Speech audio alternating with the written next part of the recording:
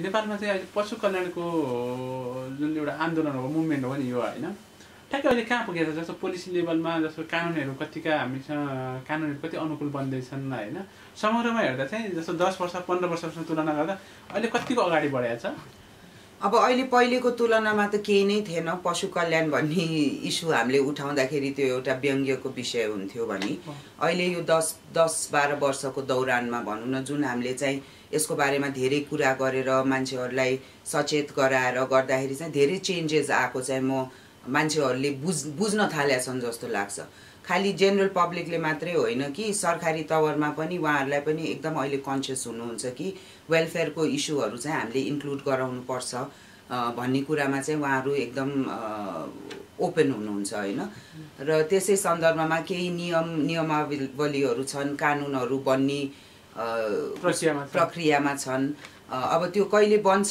र भएको कानुनहरू कहिले इम्प्लिमेन्ट हुन्छ भन्ने कुरा चाहिँ त्यसमा चाहिँ प्रश्न चिन्ह छ कि अहिलेसम्म जस्तो छ नि हामी जस्तो तपाईँको मान्छेले चाहिँ एक बिचमा चल्थ्यो नि जस्तो यहाँ मानव अधिकार छैन पशु कल्याणको कुरा गर्छस् भन्ने अवस्था थियो एकचोटि होइन त्यसमा सुधार भएको छैन धेरै नै सुधार भएको छ अहिले मान्छेले बुझिसके कि हामी यो संसारमा हामी मानव जाति मात्रै छैनौँ हामी बाहेक अरू पनि छन् उनीहरूको पनि केही न केही अधिकार हुन्छ र उनीहरूलाई हामी उपभोग गर्छौँ भने उनीहरूको अधिकार पनि हामीले संरक्षण गर्नुपर्छ त्यो लेभलसम्मको अन्डरस्ट्यान्डिङ सबैमा नपुग्या होला तर एटलिस्ट सहरहरूमा बस्ने मान्छेहरू मा चाहिँ यो सचेतना चाहिँ बढेको छ र काठमाडौँमा भन्नुहुन्छ भने चाहिँ यो 5-7 वटा संस्थाहरू जुन सक्रिय छन् उहाँहरूले चाहिँ धेरै अवेरनेस रेज गर्नेमा चाहिँ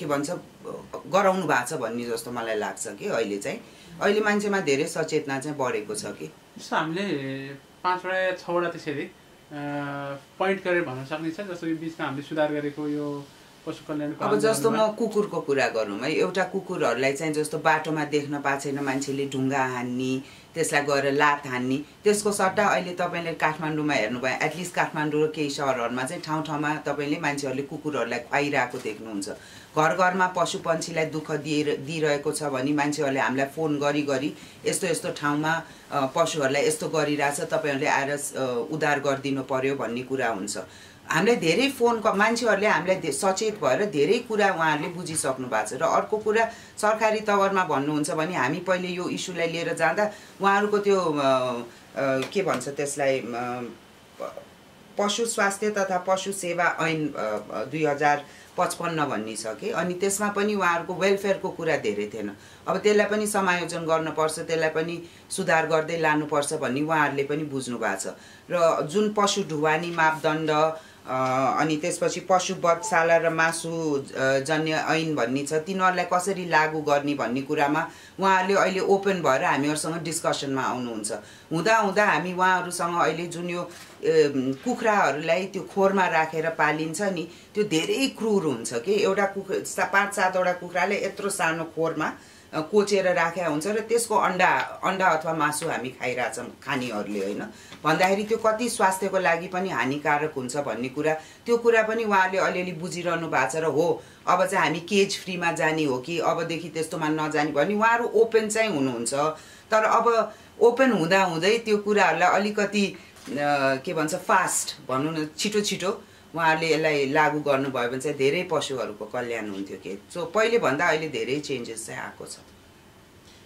हामीलाई अहिले समस्या चाहिँ कानुनमा हो कानुन बनाउनु पनि छ किनभने पशु कल्याण ऐनै छैन अनि त्यसको चाहिँ अहिले प्रोसेसमा छ भनेको सुनेको पनि हामीले 3-4 वर्ष भइसक्यो र त्यसमा चाहिँ सरोकारवालाहरू सङ्घ संस्थाहरू जसले चाहिँ फिल्डमा उत्रेर त्यो जनावरहरूको पीडा मर्का बुझेका छन् त्यो मान्छेहरूलाई राखेर उहाँहरूले चाहिँ यो फाइनलाइज गर्नुहुन्छ भन्ने हाम्रो आश पनि छ र हामीले त्यसको लागि उहाँहरूसँग कुरा पनि गरिरहेछौँ किनभने हामीले जति बुझ्छौँ उनीहरूको पीडा सायद त्यो कानुन लेख्ने मान्छेले बुझ्दैन होला जस्तो लाग्छ सो हामीले चाहिँ सबै चिज समेटियोस् र यो कानुन आओस् भनेर आउँछ भन्ने हामी आशामा छौँ तर कहिले आउँछ छिटो गर्न पर्यो कि जे कुरालाई पनि 5 वर्ष 10 वर्ष लाउनु भएन कि एउटा कानुन आउनलाई 10-15 वर्ष लाग्ने भनेको त्यो त के किसिमको प्रगति हो कि सो अलि छिटो काम गर्न पर्यो र छिटो यो कानुनहरू ल्याउनु पर्यो किनभने काम धेरै गर्नु छ पीडा धेरै छ कि जनावरहरूलाई जस्तो यो धर्मसँग जोडिएर नि कहिलेकाहीँ जस्तो कुसंस्कारहरूको समृद्धि धर्मले नि कहिलेकाहीँ गइरहेको हुन्छ भन्छ जस्तो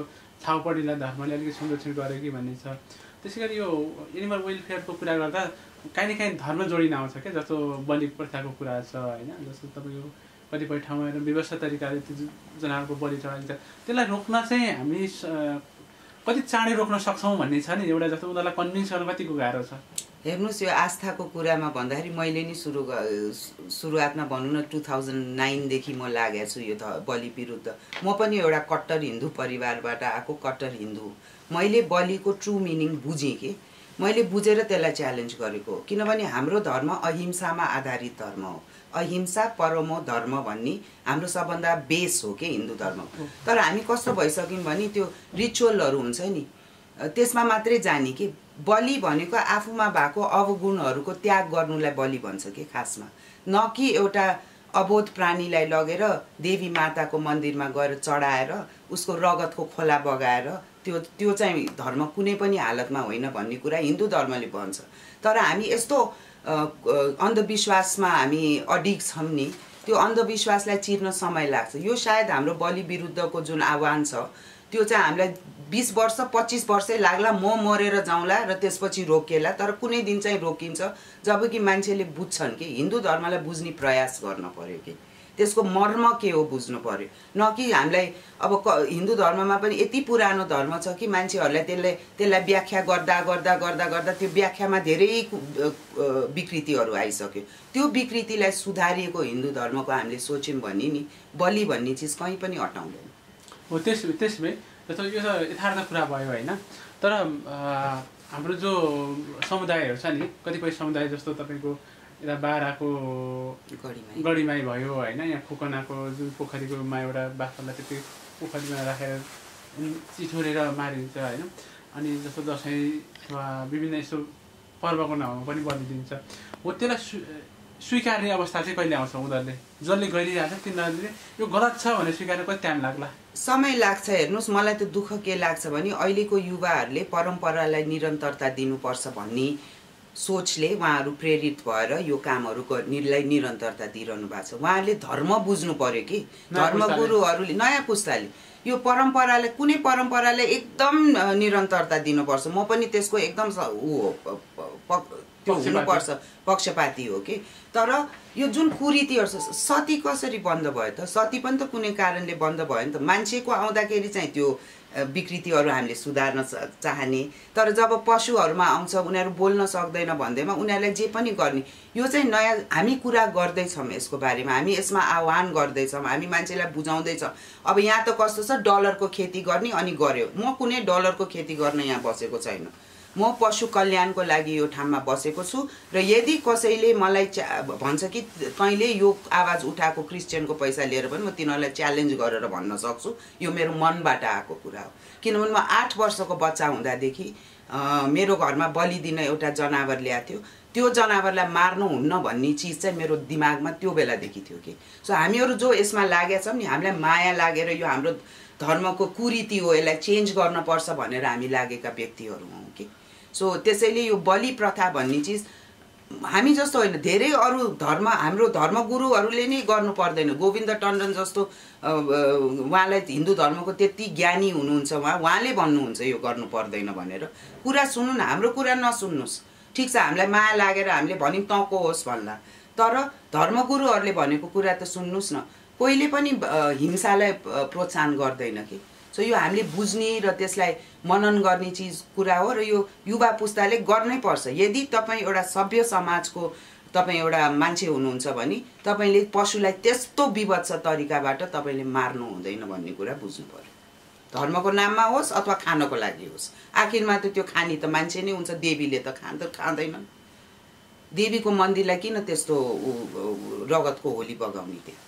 जस्तो नेपालको सन्दर्भमा पनि जस्तो हामीले यत्रो समय पशु कल्याणको अभियान चल्दै आएको छ होइन, अनि यो बिचमा आउँदाखेरि चाहिँ अलिकति क्रूर लाग्ने नि, जस्तो यो चाहिँ अति नै भयो, कतिपय त यसलाई बिस्तारै रोक्दै जाउँला भन्ने होला, यो चाहिँ अति नै भयो भन्ने खालका पशु माथि भने हिंसाका घटनाहरू। जस्तो खोकनाकै छ नि, खोकनामा एउटा सानो पाठीलाई लिएर एउटा पोखरीभित्र फालेर त्यहाँ लक्का जवानहरू त्यहाँभित्र छिरेर त्यो बिचरा पाठीलाई च्यातचुत पारेर त्यस्तो जात्रा नेपालमा मनाइन्छ भने हामी कति असभ्य छौँ त? ल, यो असभ्यताको पराकाष्ठा हो कि होइन? एउटा जनावरलाई त्यस्तो पीडा दिएर मार्ने हामी को हौँ? हामी को हौँ उनीहरूलाई त्यस्तो पीडा दिने? म त्यो सोध्छु कि सोध्न चाहन्छु। मैले सुनेको सर्पहरूलाई जिउँदो जलाउने एउटा के हुन्छ, तपाईँ डोटी सोटी कतातिर बैतडी हो के अरे, त्यता जाँदाखेरि त्यो राँगाहरूलाई तपाईँले देख्नुभयो भने भिरबाट लखटी लखटी लगेर तिनीहरूलाई त्यस्तो क्रूर तरिकाबाट देवीको नाममा उहाँहरूले मार्नुहुन्छ। यो कहाँको धर्म हो? म त्यो सोध्न चाहन्छु कि। सो यो क्रूरता चाहिँ हामीले अन्त्य गर्न पर्यो। क्रूर तरिकाले भगवानले कसैको रगत माग्दैन, यो कुरा हामी प्रष्ट हौँ।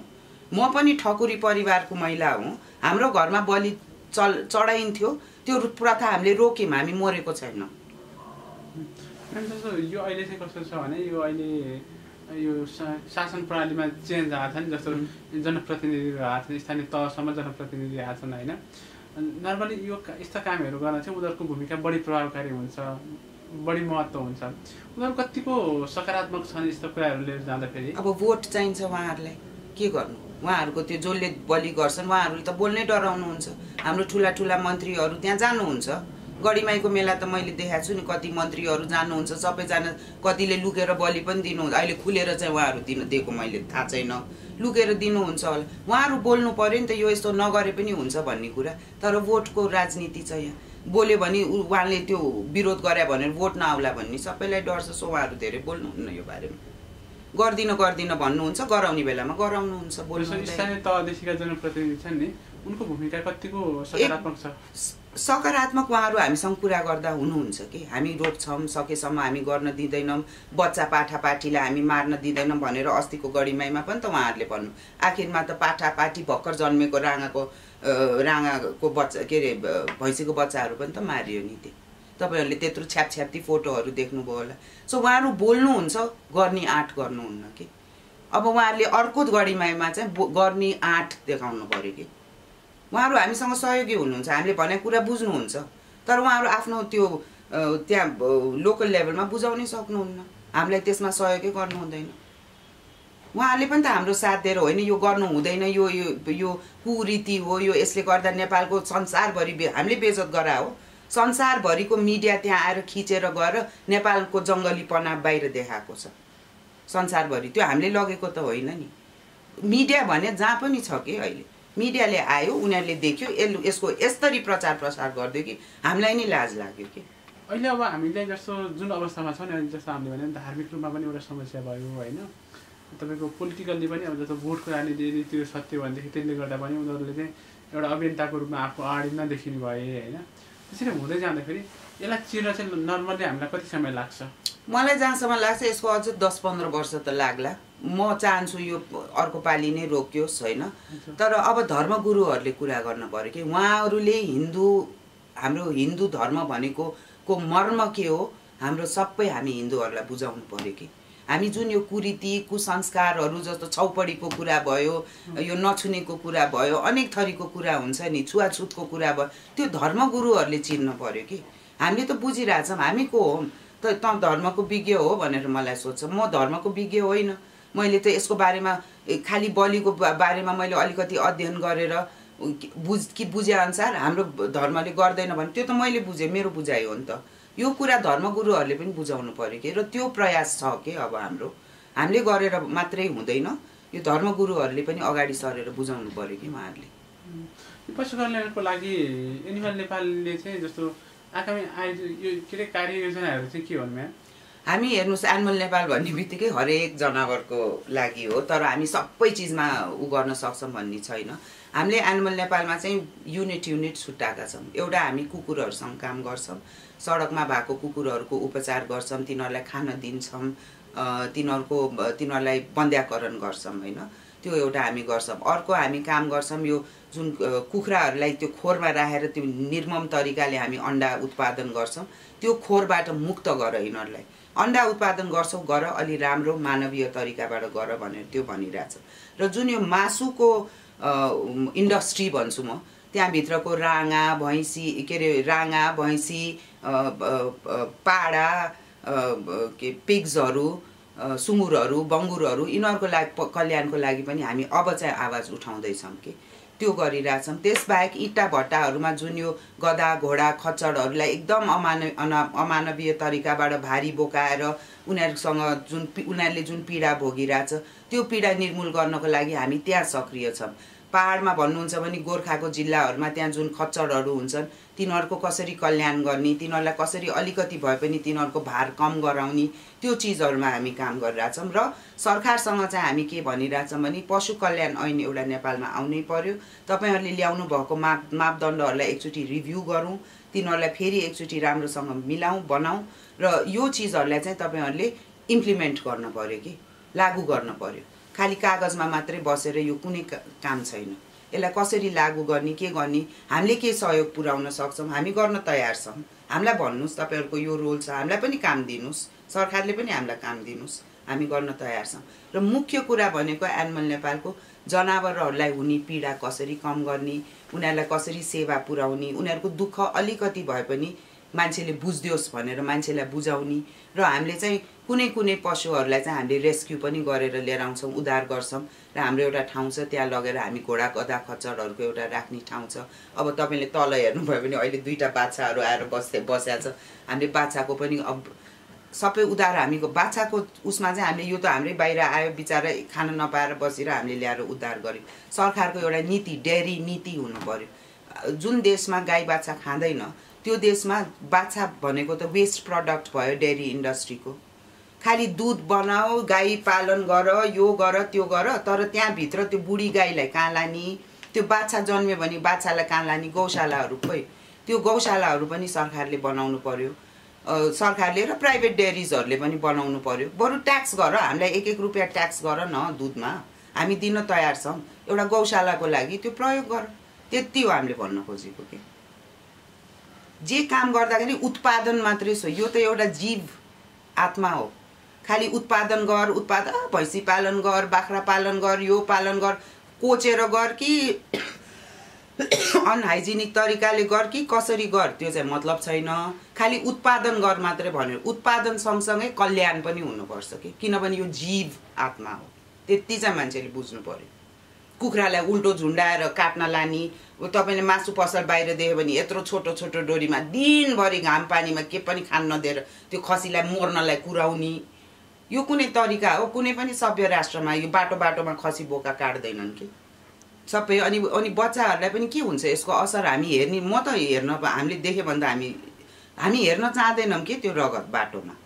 त्यो कुरालाई त उहाँहरूले त्यो मासुजन्य के भन्छ त्यसलाई, त्यो एक्टको नाम चाहिँ पशु बच्चाला र मासु ऐन भन्ने छ। त्यसमा कति कुराहरू समेटिया छ हाई। र खाने मान्छेले पनि सोच्नु पर्यो। सबभन्दा ठुलो कुरा, तपाईँले खाएको मासु स्वस्थ छ कि छैन, त्यो कुखुरा खसी बोका राँगालाई के इन्जेक्सन औषधिहरू खुवाइएको छ, त्यो औषधिको असर तपाईँको जिउमा के पर्छ। मासु खान कम गर्नुहोस्, सुरुवात त्यहाँबाट गर्नुहोस्। किनभने जुन मासुजन्य पदार्थहरू हाम्रो मार्केटमा छ त्यो हाइली टक्सिक छ। किनभने तिनीहरूले के औषधि दिइरहेछ, के एन्टिबायोटिक दिइरहेछ, के स्टेरोइड दिइरहेछ, त्यो कुरा त हामी अब निकाल्दैछौँ। र त्यो कुरा बुझेर मनन गर्ने हामी कन्ज्युमर जो खान्छ त्यो कन्ज्युमरहरूको पनि एउटा रिस्पोन्सिबिलिटी हो कि आफूले खाने चिजमा त अलिकति ध्यान पुर्याउनु पर्यो नि त। आफ्नो छोराछोरीलाई खानदिने चिजमा ध्यान पुर्याउनु पर्यो। एउटा इक्जाम्पल म दिन्छु। अहिलेको बच्चाहरू एकदम अग्लो छ, यो छ त्यो छ भन्छौँ नि। पहिलेको आमा बाउ भन्दा छोराछोरी अग्लो ऊ भएको छन् नि त। त्यो किन भन्दा सायद उनीहरूले खाइरहेको मासु दुधबाट आउने हर्मोनहरूले गरेर हो कि। त्यो सबै चिज बुझ्नु परेन। खानु अगाडि सोच्नुहोस् कि। म चाहिँ मान्छेलाई भन्न चाहने चिज चाहिँ मैले त्यो जे खानुहुन्छ नि त्यो बारे एटलिस्ट सोच्नुहोस्। खालि मासुको स्वादमा चाहिँ तपाईँहरू नअल्मलिनुहोस्, अन्डाको स्वादमा नअल्मलिनुहोस्। कहाँबाट आउँछ, बरु लोकल खानुहोस्, थोरै खानुहोस्। सधैँ दिनका दिन मासु खाएर कोही हेल्दी हुँदैन। क्यान्सर बढेको कारण पनि मासुले नै भन्छ। सो त्यो पनि कम गर्दै लग्नुहोस्। हप्ताको 1 दिन, सोमबारको दिन हाम्रो शिवजीको दिन हो, सोमबारको दिन मासु नखाउँ न कोही पनि। 1 दिन त मासु नखानुहोस्। खानै पर्यो भने अलि स्वस्थ छ कि छैन, कहाँबाट आएको हो बुझेर खानुहोस्। त्यति हो हामीले भन्ने।